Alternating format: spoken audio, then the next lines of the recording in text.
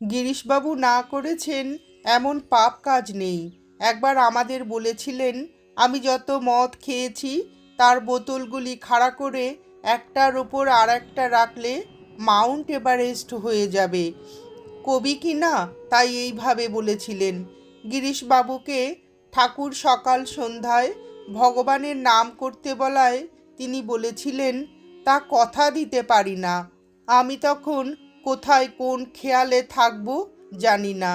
তারপর শুধু খাওয়ার সময় নাম নিতে বলাও বললেন, তাও আমি আপনার কাছে বলতে পারি না। কত মোকদ্দমা বাজে ভাবনা নিয়ে থাকি, এও পারবো না। তখন ঠাকুর বললেন, তবে বকলমা দে। পরে গিরিশবাবু বলেছিলেন, তখন তো বকলমা দিয়ে এলুম, পরে বুঝেছি বকলমা দেওয়া কত শক্ত। দিনান্তে একবারও তার নাম করতে পারবো না বলেছিলাম,